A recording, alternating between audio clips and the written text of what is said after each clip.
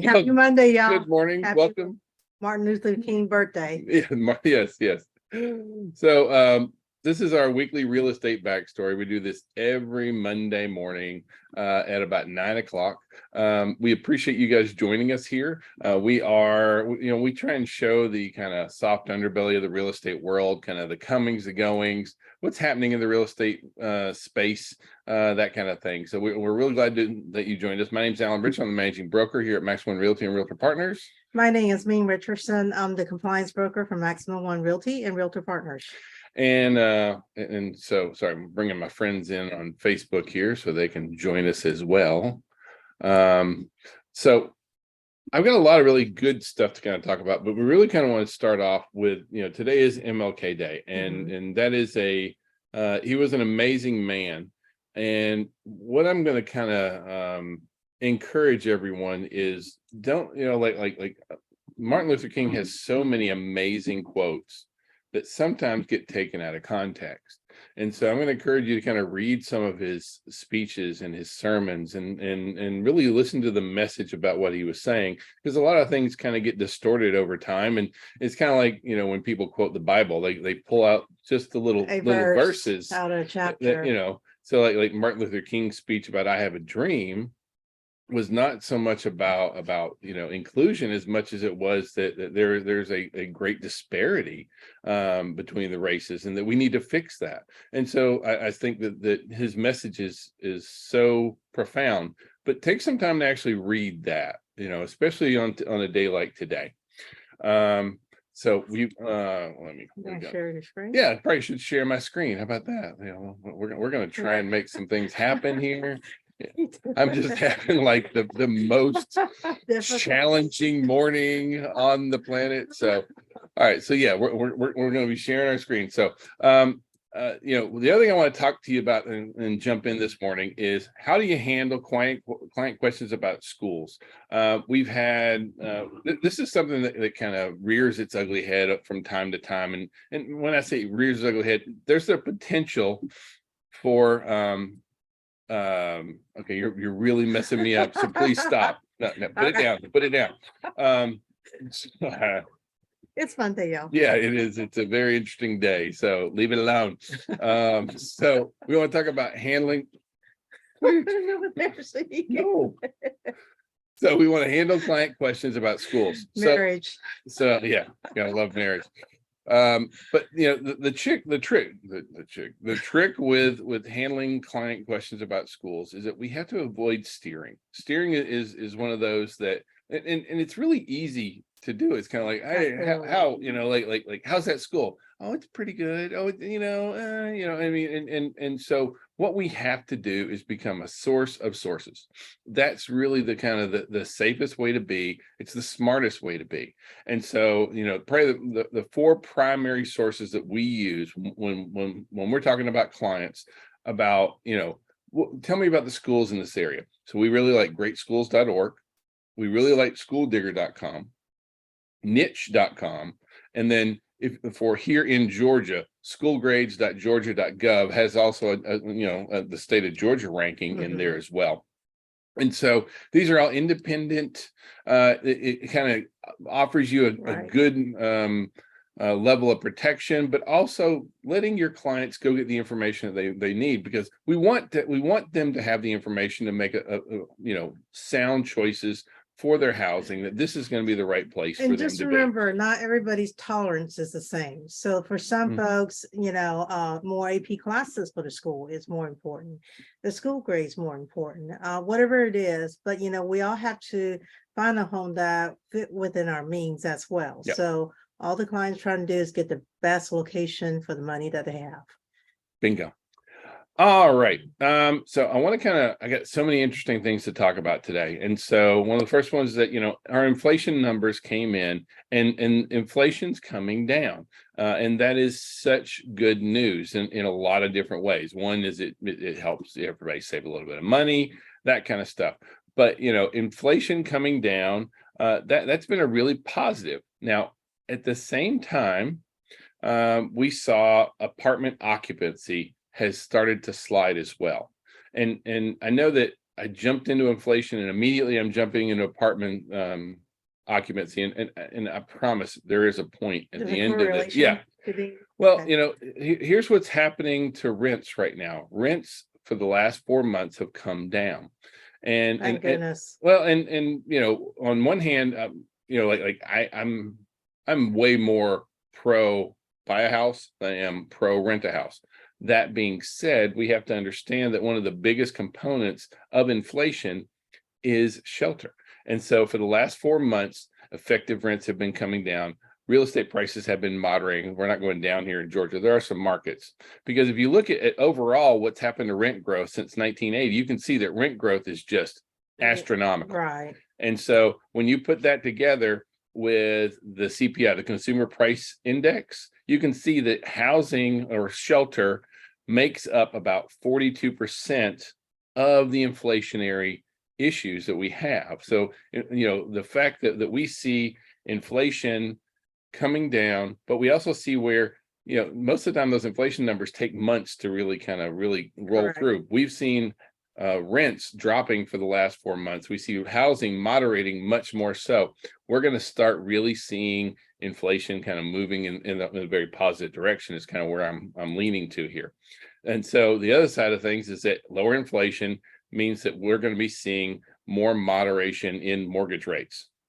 Mortgage rates should be expected to continue to come down. And so we're seeing where that's even happening. And so even this week, we came down a little bit again this week. If you look at where we gone in the last 3 months, interest rates have dropped by 1.2% in the last 3 months. Right. That's a really strong feature from where we were to where we're going. And you can kind of see on this graph here, you can kind of see what's the trend. Yeah, there's going to be some volatility, but you can definitely see that we are on a downward trend now. We peaked. We've kind of been there at the same time. Now, I want to get super geeky with you all of a sudden. I'm serious. Like I want to talk about yield curve inversions. I know, just saying that, right? Okay. And so what a yield curve inversion is when you have a short-term treasury bond versus a 10-year treasury bond. When the short term is paying higher returns than the longer term, what we see is called an inversion of the yield curve. And now the reason that this is important is because this has predicated every recession that we've had in the past.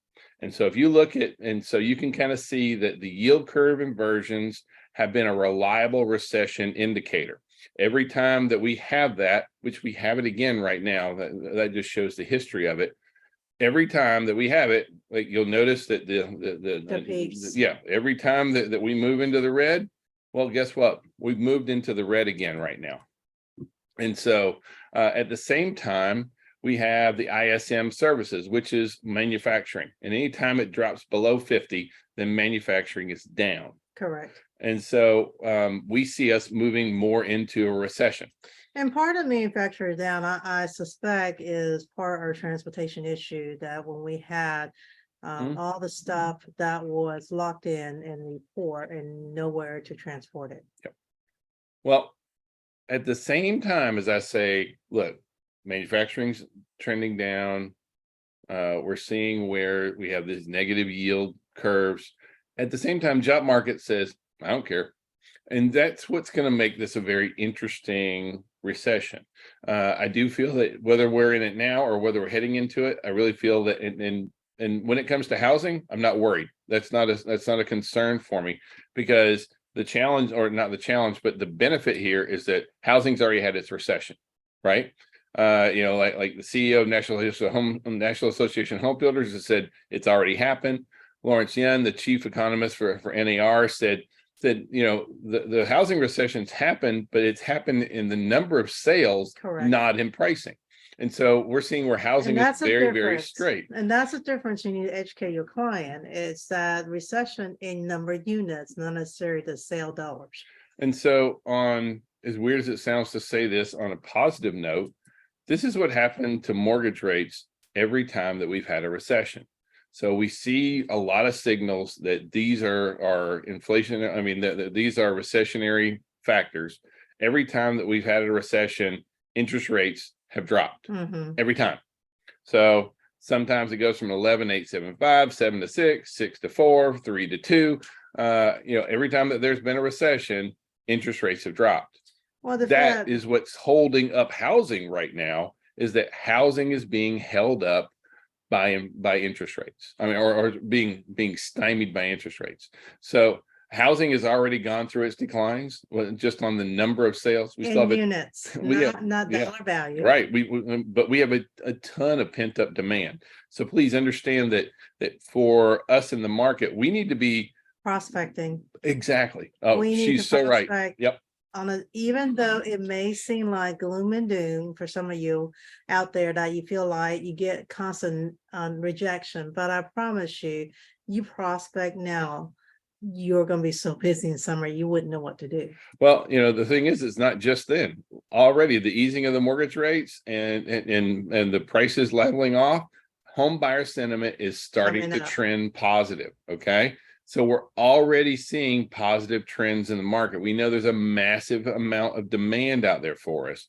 So we need to be very, very proactive, because these are the real numbers about what's happening right now. So home buyer sentiment just has improved this past month, and it's great to see that, because it's been going negative for a long time, and so we're starting to see, and you want to ride a wave on the way in. You don't want to try and be catching up to the wave. So what Ming was saying, as far as like being very interactive with your clients, engaging, reaching out, talking to folks about what's going on in the market.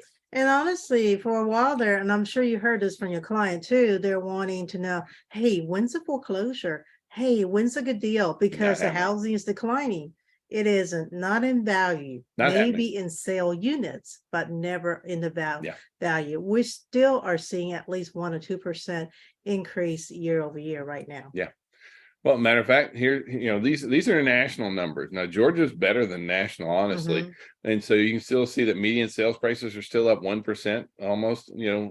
As a nation, we've got a lot of markets that are starting to trend down a little bit. Atlanta won't be one. So overall, median asking prices are up about 4%. So you can see there's about a 3% variance in there. Remember, at the height of the market, we're over 20. Oh, yeah. 20% plus. So honestly, we're moving into much more normal range. Absolutely. Average property value appreciation is 4.4% for the last 50 years. Correct. So pending sales is what we've been talking about. Pending sales is down 32%. And this is where we've had our housing quote unquote recession. We've been feeling it in the number of sales. And so we really expect or are looking for that trend to really start sloping back up. As interest rates start to lower, we already know there's a ton of demand out there. New listings for homes at the same time is down 22%. We don't have enough homes on the market. And this is one of the reasons why property values are maintaining, is because sellers are just staying put. They're not gonna put the house on the market when they have nowhere to go. Well, the builders got to be very conscious about, income. Even though there's not a whole lot of unemployment, but the average annual salary is going to dictate the price point. And so unfortunately, they can't build anything right now less than 4. So therefore, there are some for less than 4. Townhomes mainly. Yeah. Yes, but still, the market hasn't shifted to where everybody's making 6-figure and plus. So active listings for home, total listings are up 21%, even though new listings are down. But and so you say, okay, new total listings are up pretty big, right? This is really where we're at. Like you can see, like this is like put this in scale and to kind of see really where we are. You can see that that blue line represents just the median, the norm. We're so far below that it's not even funny. We're actually down from last year if you look at the graph. Yeah. So yeah, we're trending. And so like we don't have enough inventory already on the market. Still 27% of pending sales are still under contract within 2 weeks. So, don't think that the market is tanked, right? We're still seeing where a quarter of the sales are under contract in 2 weeks. 22% of homes are still being sold above list price. So this is one where properties are priced right and prepared well, they're selling. It really comes down to that. We're seeing where we still have about 4% of our listings have price drops. Now that is down, but it always kind of drops this time coming into the spring market. We do see that. Now, at the same time, we have a record share of sellers are giving concessions right now. And I think this is something that we have to be very conscious about speaking to our sellers about. 42%, y'all. Well, as a nation, it's 42%. But if you look, it's kind of hard to see on the very bottom down there. Here in the Atlanta area, 51% of sellers are offering home sales with concessions, as opposed to 36% a year ago. A year ago it was 36 this year. So it's about 15% more sellers are offering concessions. So the days of I'm just gonna, I want all cash, I'm not going to do any repairs, I'm not going to blah, blah, blah, blah, blah, blah, blah. Doesn't work. It's not there. And so we need to be very honest with our sellers about what's going on, the kind of market that we're in. It's a very unique market because it is a seller's market, but it's moving into a much more balanced market right now. And so just based on the volume of sales, if they for the sellers, like, well, I'm just gonna leave it out on the market, it's just gonna sit there. And that's what's honestly, happening. if your inventory sits there for a while, it is stale and people's gonna wonder what is wrong with this house. So always, if you're not selling, it's always price sensitive. Yep. Now, the other thing is that when sellers cut prices, they cut prices in addition to offering concessions. Most of the time, we don't see that concessions is a one-way street. And so, it's one of those where, not pricing your property the correct way means that not only are you having to do price cuts, you're having to do concessions plus price cuts. And so it's one of those where it adds on. Now you're sitting on the market for multiple weeks or months on the market, that kind of thing. And so we need to be very conscious about that. And we need to be honest with our clients. Now, is this an easy conversation? Ming had one with a friend of ours. He's like, I want this and this and this. And like, that's just not the market. Like, do you really want to sell? Because I know that you need to sell, but like that's not the reality. And because I had a conversation with him a couple of weeks ago, and well, actually a couple of months prior to listing, and he hears what's in the news and he hears everything else too. So it was much easier pill to swallow when it came to listing, and he listed at a price, to my surprise, lower than I thought he was going to ask for, and we did get full price offer. Yeah, well, but that's because it was priced in the right spot. It is priced correctly. And once again, I had that conversation with him multiple times before he lists. Now, where are the cities where the biggest price increases and reductions are? I showed the list with you here just to show that not us, not it. Like we haven't, because we haven't had huge price reductions.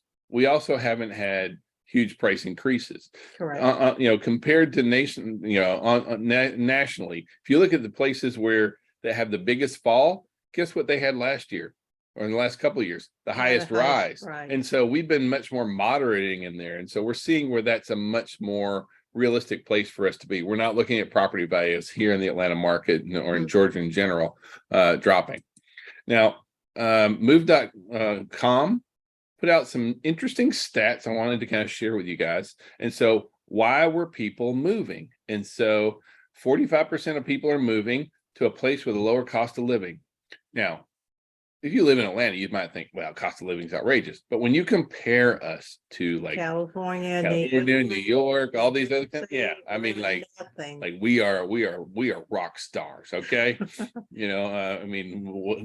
you can buy in New York, up around New York versus what you can buy here is a huge deal. So, and it's interesting, 39% are moving for political reasons. So yeah, we have some folks that move into, people move for political reasons, which I find amazing that people would move just because I want to be in a more conservative state. I want to be in a more liberal state, that kind of thing. It's not one or the other, that kind of stuff. 43% want to live somewhere with a better culture. And that one's really hard to quantify on there. Climate change just means that there's a like some people move out of Florida because of hurricanes and mudslides, Midwest, that kind of stuff.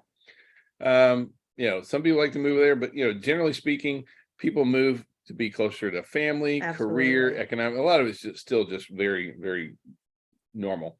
That being said, how far do we move? 43% of people move within the same city. And so for us, that means that 43% for most of the time, if you're in the same city, you're 43% of the time, you should be able to represent a seller And a as being a buyer. buyer the next time as well. 35% within the same state. If you look at, I think 19% move between 1 and 50 miles, and the 30% move between 50 and 100 miles. For most of us, our trade areas are well within those range. So somewhere around 45% of your sellers should also be your buyer clients as well. Absolutely. Keller Williams got sued, and I'm not trying to point this, I'm not trying to bash anybody here. Please don't take that the wrong way. But they were making unsolicited marketing calls in a $40 million class action lawsuit. And so Keller Williams agreed to pay. They didn't admit doing anything wrong, but they did admit to pay $40 million. But here's the kicker here, kind of thing. The settlement goes out where the calls were either artificial or pre-recorded voice, and where the phone calls were made using an automatic dialer, Slide dials, and done against people who were listed on the National Do Not Call Registry. So please don't call those If, people. if you are going to do phone prospecting, you have to make sure that they are not in the Do Not Call Registry. You must. It is Absolutely. your requirement to do that. And so I point this out because there's a lot of independent agents that do this as well. And I'm not knocking anybody for prospecting at Not all. at all. But what I am saying is make sure that you're being smart and that you are, plus it, like if you make phone calls to folks who are not on the Do Not Call Registry, you will get hammered. They'll be like, I'm listed on there. Why are you doing this? And I don't know anyone that gets business that way. Dissatisfying conversation. You're not only causing yourself some headache as well as the other side, but you may be fined on top of that. Well, and just watch out, because what we see is some agents try and use like IC, inside sales agents, ISAs, and they just give them a list of numbers to call, or they do robocalls, and they do these kind of things, and they just kind of it's just a plug and chug, a churn thing. You can lose big money. You can get sued. And so this isn't necessarily as much about Keller Williams as to say, make sure that your prospecting is being done the right way. If you are going to be doing phone prospecting, to call those registries. So please don't do it. And then this week, this weekend, as far as continuing education goes, so we've got on Tuesday over in our Conyers office, we have what to inspect with inspecting. On Wednesday, my lovely blushing bride here, I don't know what word came out. Issue with languages. Look, I'm in the office. Okay, give me a break. So Ming is going to be teaching 2023 GAR contract changes. She's going to be at our airport office on Wednesday, and on Thursday we have DISC. That's such a great class. It really is. It's in our Carrollton, West Georgia office over there. Please go. Yeah, please do. So hope you guys have a great week. If we can be of any kind of service, please call, text, smoke signals. Hope you guys have a wonderful week. Thank y'all very much, and have a fabulous Monday. Peace Happy Martin Luther King Day. Yeah. Take care. Bye.